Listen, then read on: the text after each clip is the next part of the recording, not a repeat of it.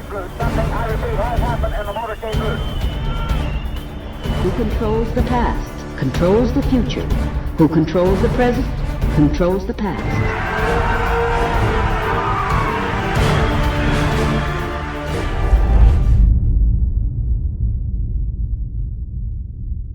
Welcome to the INFOWARS Nightly News. It is Tuesday, July 14th, 2015, and I'm Lee Ann McAdoo. Here's a look at what's coming up tonight. Tonight, Planned Parenthood is caught in an undercover video trafficking body parts. A lot of people want intact parts these days. And we analyze the Suicide Squad trailer. What's it really about? I'm just gonna hurt you. Really, really bad. All that and more on tonight's INFOWARS Nightly News.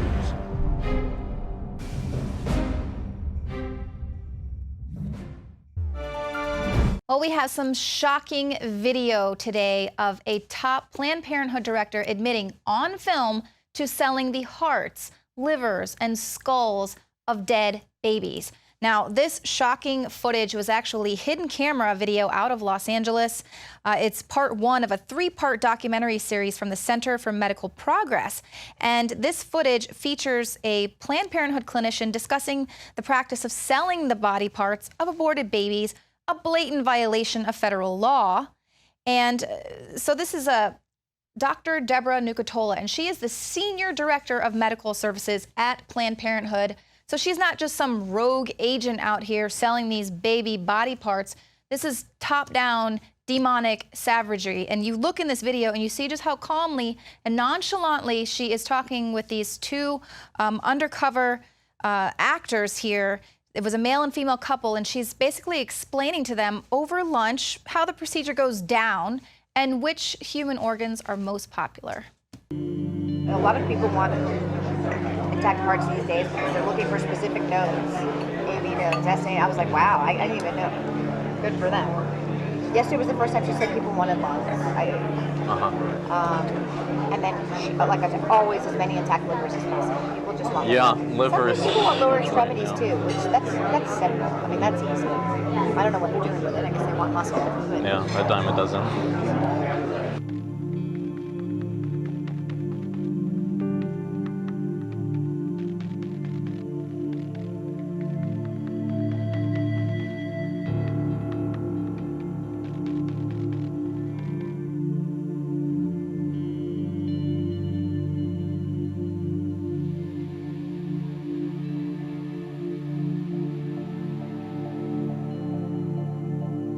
some people will actually try to change the presentation so that it's not a vertex, because when it's a vertex presentation, you never have enough dilation with any case unless you have a real huge amount of dilation to deliver an intact calvarium. So if you do it starting from the breech presentation, there's dilation that happens as the case goes on, and often the last you can evacuate an intact calvarium. So I mean, there are certainly steps that can be taken. So they can convert to breech, for example, at the start of the... Exactly. They, under ultrasound guidance, they can just change the presentation.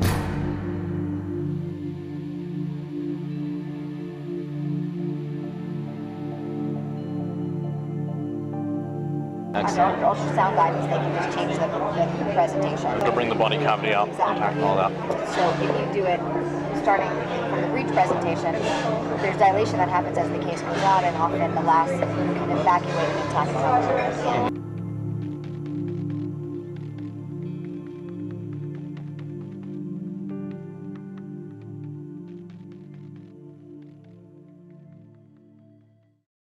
So you see in the video there that the doctor is fully aware that the selling off of mutilated dead baby parts is effectively in violation of a federal law.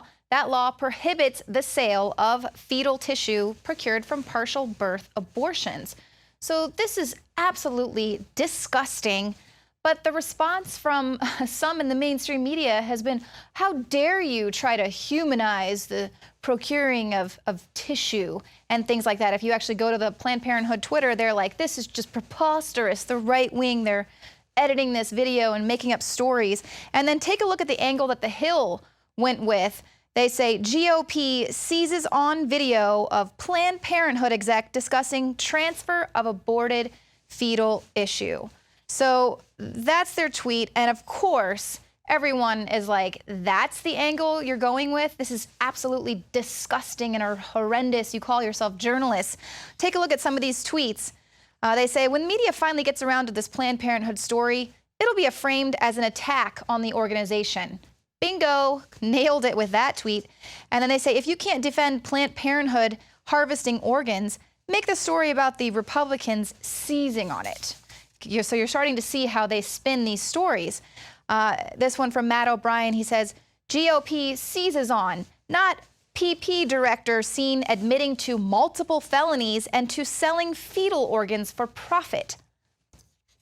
And then the last one here, D.W. Robinson, breaking, credible news outlet purposefully obfuscates secret human organ market with political BS. And that's exactly what is happening here. They're not focused on the federal laws that are being broken or the inhumane savagery of this woman sipping her Chianti, talking about harvesting organs from partial birth abortions, which you see in the video there. I mean, if the child is alive at the time, and if any other actions are taken at that point to end its life, that is homicide. And so here this lady's admitting, that's how they're going to get these organs and sell them. So it's this huge business. And that is the sickening truth about Planned Parenthood. It's something we've been trying to get across to people. And, the girls, they come to our events and brag about how they kill their kids. And they're just so excited about that. Now, we've got some other stories coming up here, all about the name of political correctness. Anything that even offends people now or even appears to be symbols of the Confederacy are being threatened. Now the Atlanta chapter of the NAACP, they're calling for the iconic and intricate stone mountain carvings to be sandblasted off the face of the mountain, wiped from the pages of history. So this carving is the largest bas-relief sculpture in the world.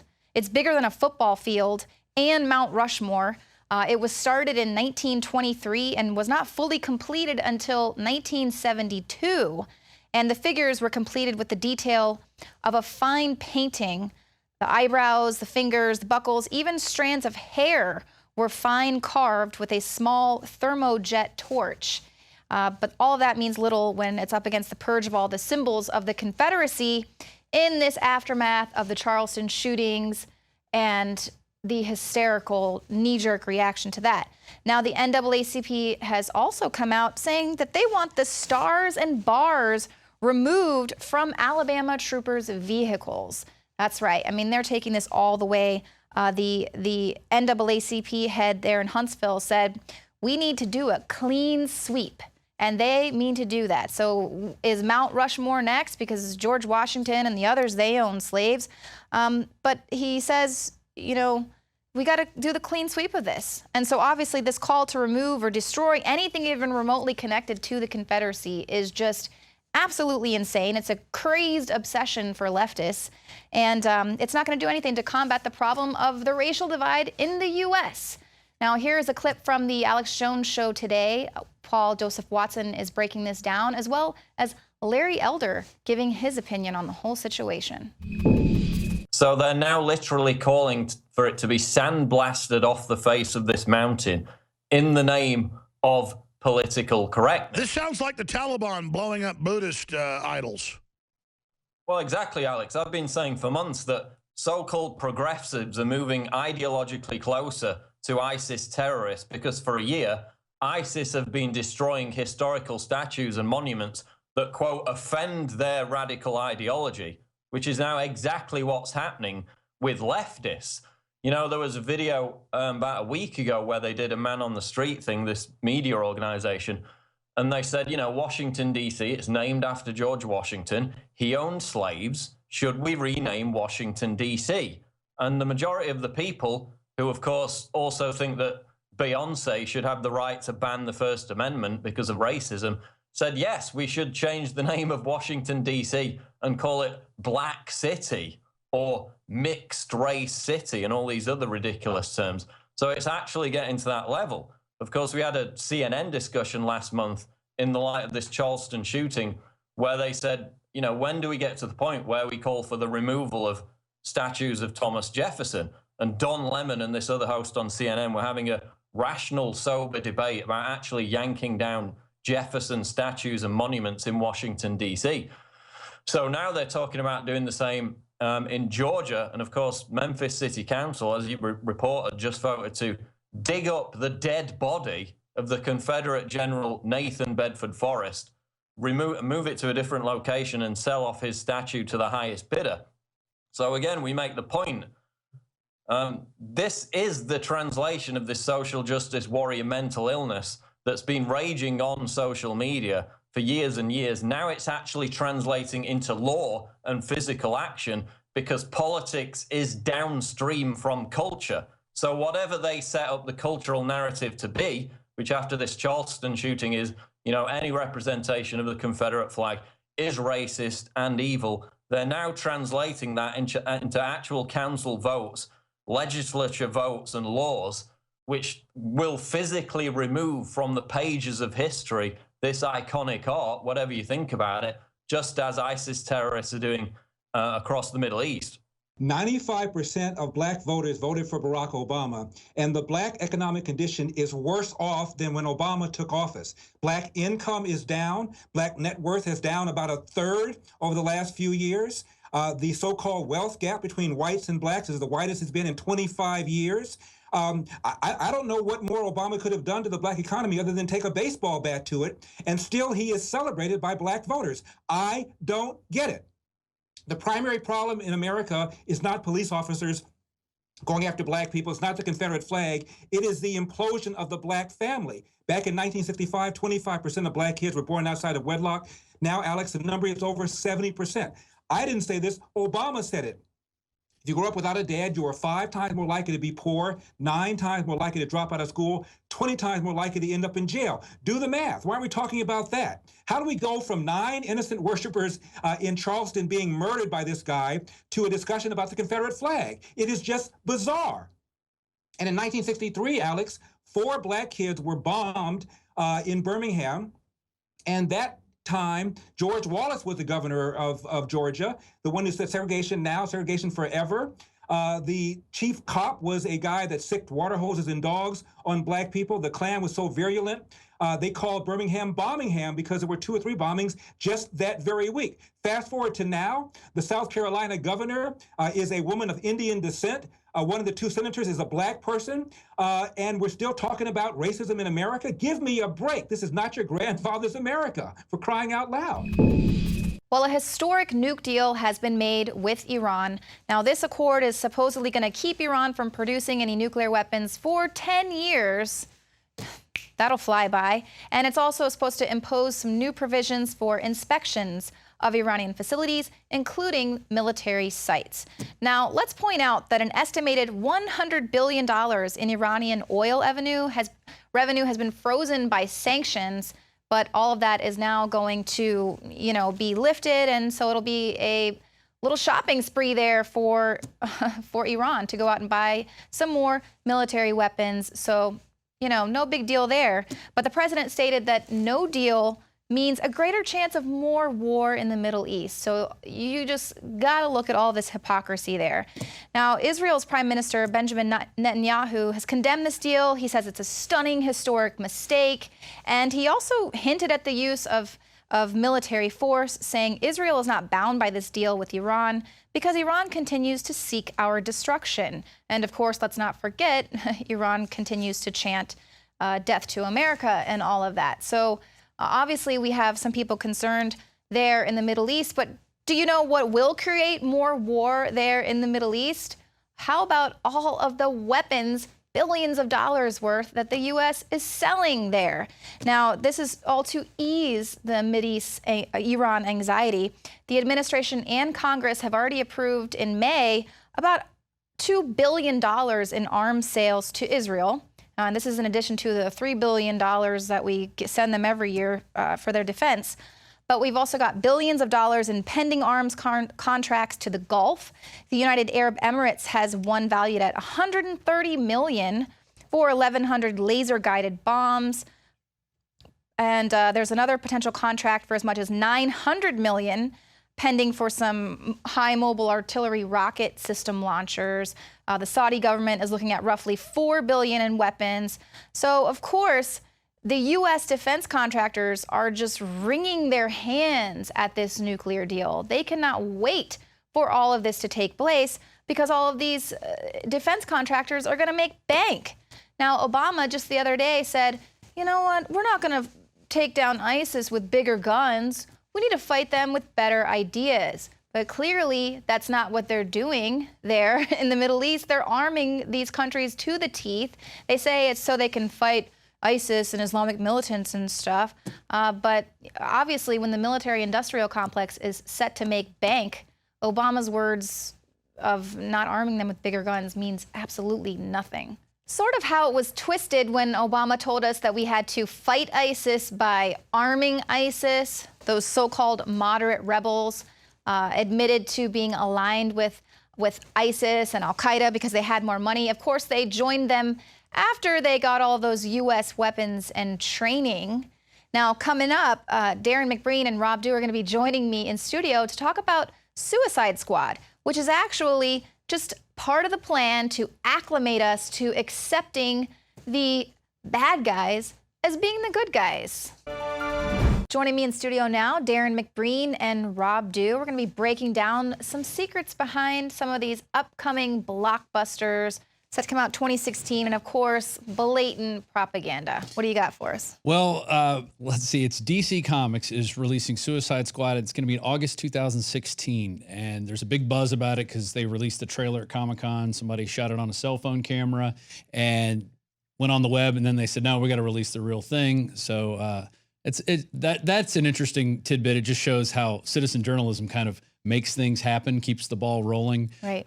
Same way with that ISIS green screen video. We show how it's done on green screen. Oh, and now finally we see something that looks like the original ISIS beheading video come out, and it looks like that is shot on a green screen, obviously, something that we talked about a while back. Right. But going back to this, Suicide Squad is where DC is going to get all their villains, and they're going to give them an offer they can't refuse, the authorities, and turn them into good guys and have them going out doing good things, tracking down either certain superheroes or fighting different people. And then if anything goes wrong, they have deniability. They go, oh, well, they got out.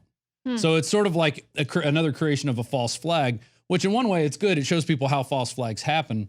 You could see that in the Star Wars trilogy, the first three. But in this, it's sort of planting the seeds of saying, ISIS, we had to arm ISIS because we had to get rid of Assad. We had to create Al-Qaeda to get rid of the Russians. We always have to create these bad guys to get rid of other bad guys. So it's sort of conditioning people to accept that that's okay, that when we create bad guys, it's always for a good reason. That's why we create them. So let's just go to the first clip here, and then we'll talk about it. The worst of the worst. Where? Let's just say I put him in a hole and threw away the hole. I want to assemble a task force of the most dangerous people on the planet who I think can do some good. They're bad guys. Exactly. And if anything goes wrong, we blame them. We have built-in deniability. What makes you think you can control them? So, wow. What makes you think you can control them? We're going to take the worst of the worst, put them out on the street. So we've been asking that. I mean, why would you arm them and train them with U.S. military tactics and then not think that it's going to come back to bite the backlash? Make weapons drops. And now these guys are invading Iraq. And actually, Alex pointed out that whole plan with ISIS, that they're most likely going to give them a portion of Iraq to kind of appease them. Say, hey, if you guys stop here, we won't go after you. You'll get a couple cities, some oil fields, and you guys can continue to operate, which is not what you should do with these types of people. But it just goes, it's just this same old thing. We arm our enemies so then we can go and have somebody to fight. Wow. And the only people that benefits out of this is the military-industrial complex, which is what's going on with Iran. We're arming everybody around Iran, and now we're going to be arming Iran. And there's just no end to it. So we got 20 years for everyone. Yeah, we got another bad guy to fight. Right. Well, and this is how they control the narrative through movies and television, because we all know people that either friends of ours, neighbors, people that come into our lives that don't necessarily ever read a newspaper or they never watch the news, yet somehow magically they are forming strong political opinions. And you wonder, where do they get these political opinions? And after we watch the next clip, I'm going to talk about how we know for a fact that the U.S. State Department and the Obama administration, they are asking movie corporations like Disney and Sony Entertainment to help control the narrative on ISIS and Russia's role in the Ukraine. Yeah, let's go to that next clip. So that's it, huh?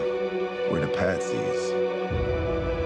We're some kind of suicide squad. Oh, I'm not gonna kill you. I'm just gonna hurt you.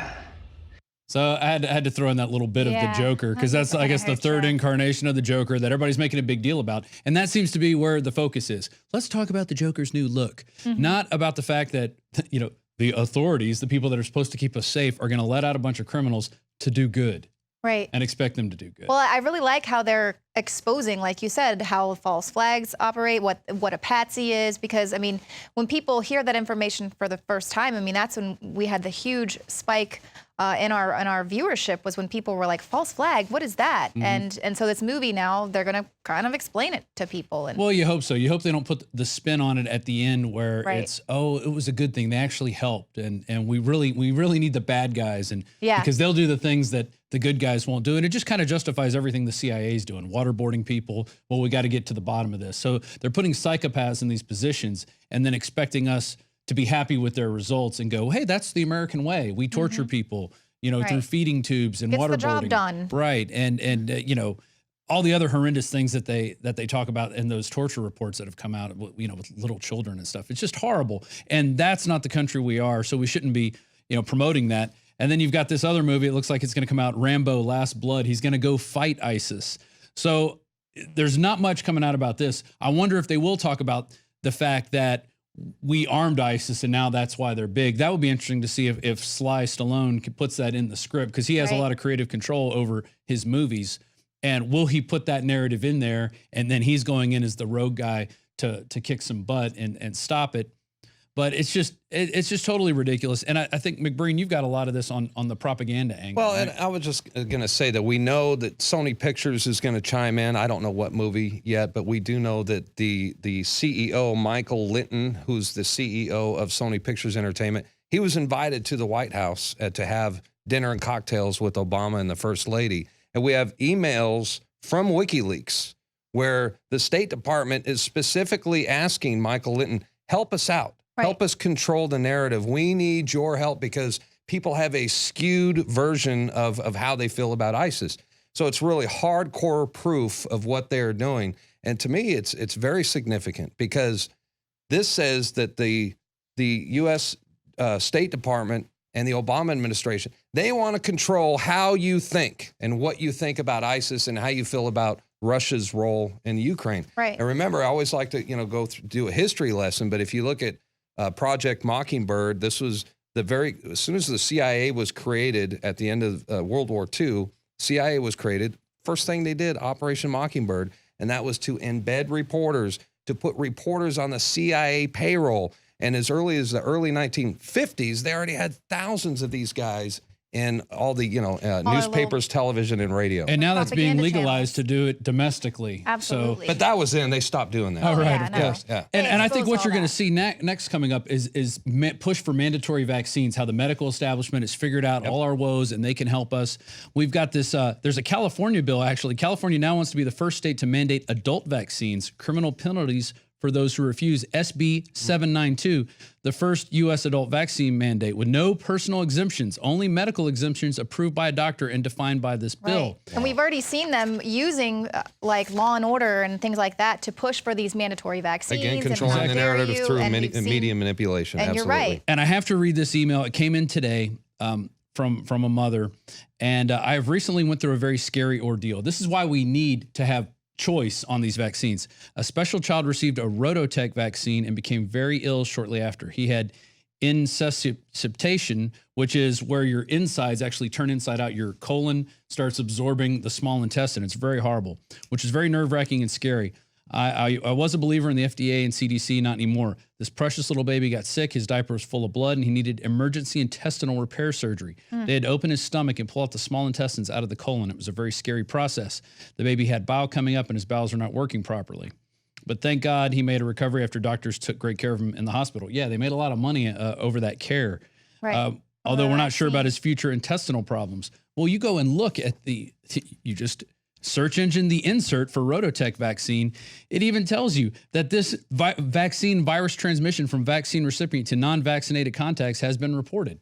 So even by giving them this, and it also shows that 10% of these kids develop the symptoms of the disease it's supposed to protect you from, which is diarrhea. This is all just to stop you from having diarrhea. 10% of the kids who take this vaccine get that, among other things. Because it's destroying their insides. So that's how the media works to kind of promote this agenda where the authorities know everything, they know what's best for us, and we don't know anything. We're stupid, and if we question it, we're conspiracy theorists. Right. So that's just a little lesson there, especially in with this vaccine stuff. I mean, that's going to be the next thing they're pushing. So arming the good guys or arming the bad guys to fight for us is good, and mandatory vaccines, that's all going to be coming down the pipe. Right, and we've actually got a story coming up later in the show where they're going to be force vaccinating or mandatory medical care for Dinesh D'Souza. There you go. He dared speak out against the administration, and he's got to go to brainwashing camp and become medicated so he can have right thinking. Well, all that is coming right up, as well as a few reports right after this.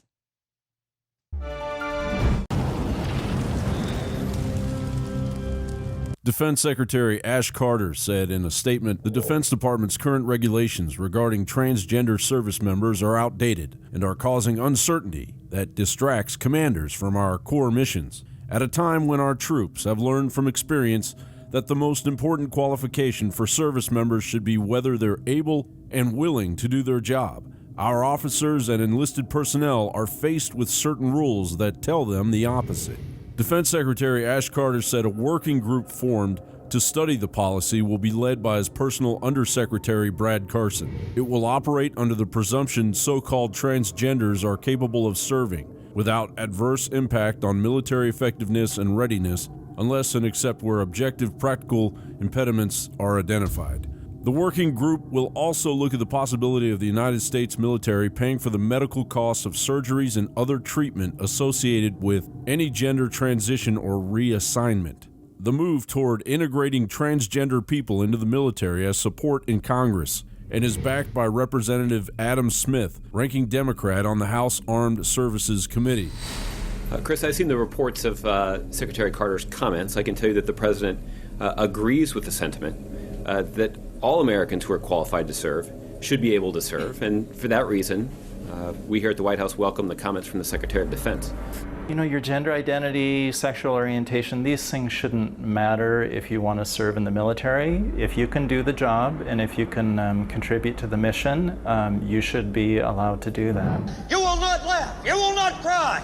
You will learn by the numbers. I will teach you. Meanwhile, the Daily Mail cites a shocking Heritage Foundation study that the U.S. military has become so depleted under Obama it is now only marginally able to defend the nation. The scathing report claims that decreases in the number of soldiers and naval ships have led to armed forces falling short of President Obama's national security strategy. Obama's aim was to ensure that the country could still fight two major conflicts at once, but the Index of U.S. Military Strength report said that with current funding, this would be problematic.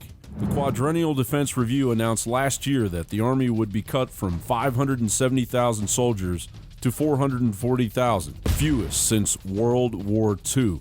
These cuts will affect nearly every Army installation in 2016 and 2017. But there was no mention by the Obama administration to cut the military ascensions vital to the National Interest Program, a program created to enlist illegal aliens. What kind of Twilight Zone reality are we in when the President of the United States is openly laying off American citizens while growing an army of illegal aliens? And if that morale killer wasn't enough to insult every American citizen that has fought for our country, Obama is supporting reform to shrink military pensions by 20% and ending the military healthcare system, TRICARE, in favor of dumping the military onto Obamacare. As this total failure of Obama's commander-in-chief authority rolls out, the cost of the war in Afghanistan is draining the coffers of the Treasury at a rate of $4 million per hour, while the booming black market opium trade's profits skyrocket. I saw a report about 3-4 years ago where you're in Afghanistan with the Marines, where they admit that they're guarding the opium and helping basically produce it. And the argument is, well, this way Al-Qaeda won't get it. Absolutely, literally true. Our encampments were in the poppy field. The harvesting of the crop happened right in front of us. And there I was with the brave Marines at that time in Helmand Province. They're getting shot at, and they are effectively guarding the poppy fields. I think it's really it's a disaster. It's awful. Impeachment seems to be the only real solution at this point. A president as reckless as this deserves to be impeached at the tail end of his presidency. It would speak volumes to the globalists drooling over what's left of our treasure and our sovereignty. John Bound for INFOWARS.com.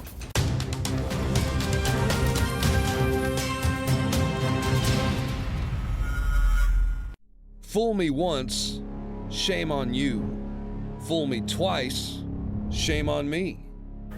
Vote for Jeb, or you're just fucking stupid. Fool me, we can't get fooled again. My former manager, I am Bill Hicks. I'm being sarcastic. I'm actually a clone between Elvis Presley and John Wayne. So if you really want to get into conspiracy theories, I'm a reptoid clone of John Wayne and Elvis, not of Bill Hicks, okay? Let's just get that clear. Yes, ladies and gentlemen, even Texas Monthly asked, am I Bill Hicks? And, I mean, I might look like a third cousin or something. I just don't get it.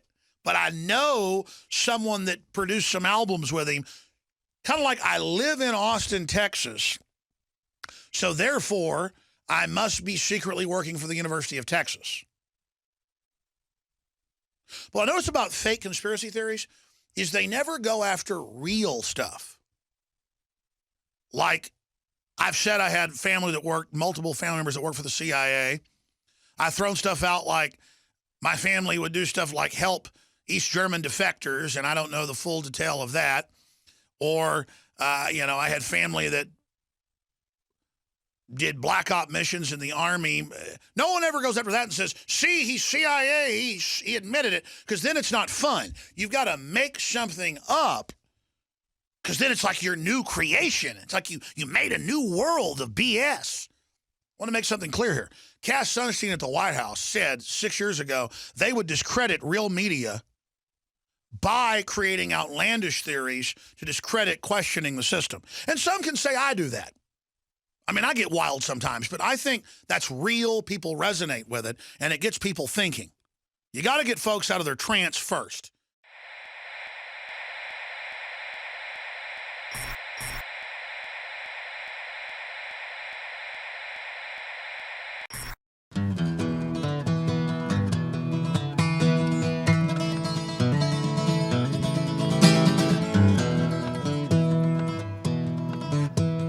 I don't want to be no billionaire. I don't want to be no billionaire. Living high on the hog, taking more than my fair share. I don't want to be no billionaire.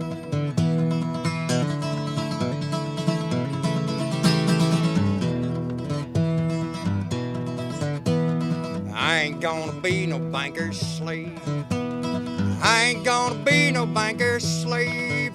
Robbing Peter to pay Paul from the cradle to the grave. I ain't gonna be no banker's slave.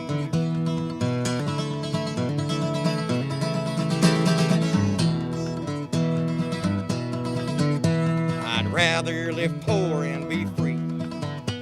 I'd rather live poor and be free than live in some cage in the lap of luxury. I'd rather live poor and be free.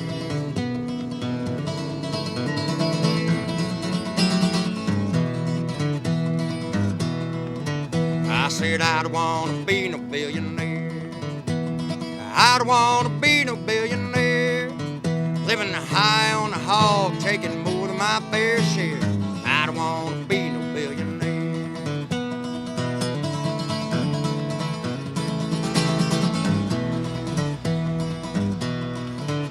It used to be said that cash was king.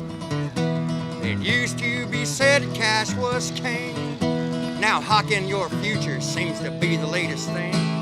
It used to be said that cash was king.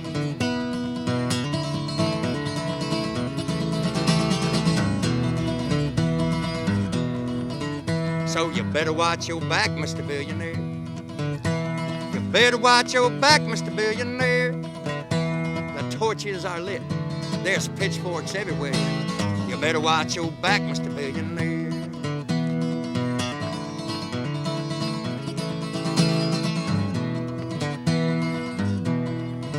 I said I don't wanna be no billionaire. I don't wanna be no billionaire. Living high on the hog, taking more than my fair share. I don't wanna be no billionaire.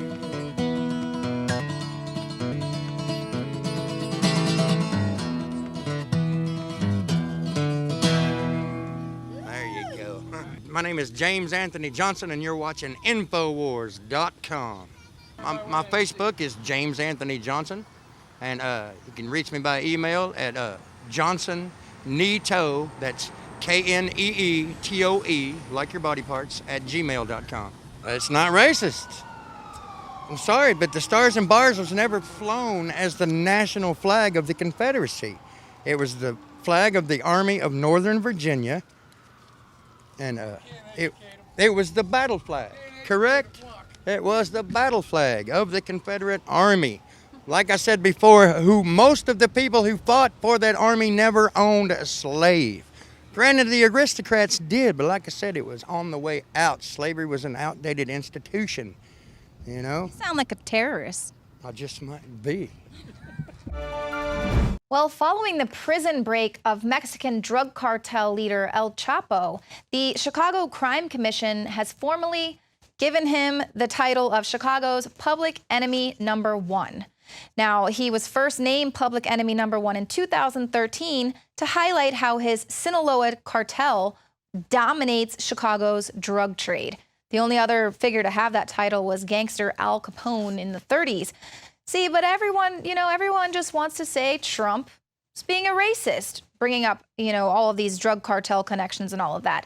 Now, whistleblower Tosh Plumlee was on the Alex Jones Show today discussing his own personal experience with El Chapo and the Sinaloa drug cartel members, and he exposed some of El Chapo's campaign contributions. There comes a point in the graph where corruption gets so bad that it ends up falling in on itself because things just stop working and just start crumbling. And I think we're going to that point, so don't get too pessimistic. The arrogance of tyrants always begets their fall. Go ahead. Well, I agree with you. The sleeping giant is waking up. I find out on my travels. Now, we're getting a little scattered out there. You asked me about Carl. Okay, CIA had memos, good CIA people had memos that this was predictable as much as, hell, even before he got arrested. This has been a planned program. Here's the main reason. There's 2 drug lords out there that they say we are requesting extradition on them. We have talked about it, but we have not filed formal papers to Mexico. The reason that we have not filed formal papers to Mexico for these 2 drug lords' extradition is because if they come back and talk to a federal judge, they would tell where campaign contributions went to this country and where and how they bought military weapons from the direct commercial sales program, and how they had inside information even before our intelligence operatives got it. So what I'm basically saying here, and I'm going to try to sum it up fast because I know we're short on time. By the way, Tosh, that was a year after we broke it, even in the Chicago Tribune and the El Paso Times, that the #2 of the Sinaloa gang was extradited to Chicago. He went and told the judge, I'm national security agent, gave his code. He was actually an agent of the CIA, and they released him. I mean, that was in the news. Look, they covered that one up. That's a lower level than what I'm talking about. I'm talking about, and I'll specifically look straight in the camera and say it. In other words, whatever. Carl Quintero, I know the guy. Chapo cannot afford to make formal requests. All we can do is... Sir, your Skype broke up when you started talking about El Chapo. Did you say you know El Chapo? I know all those guys in one form or another, put it that way. And they know me in one form or another. And we have a standoff since agreement. We don't get in each other's ballpark. And I'm not getting in their ballpark, and they're not getting in mine. We're playing a tit for tat out here. Now, what I was getting ready to say, maybe I'm out of school again, I stepped over the line again, but here's the point. Those men cannot be brought to this country, and I'll sum it up just as tight as I can, because if we put them in front of a federal judge, it will be put on the record that they have made campaign contributions into political parties in this country, and they have bought weapons through the open direct commercial sales and financed their cartel with U.S.-made weapons. That was almost broke in the not the Iran Council, but in Fast and Furious. And Zambada, also in Chicago, tried to talk to a federal judge, and they put a gag order around me, and mainstream media did not cover it. Now, that's how it's played.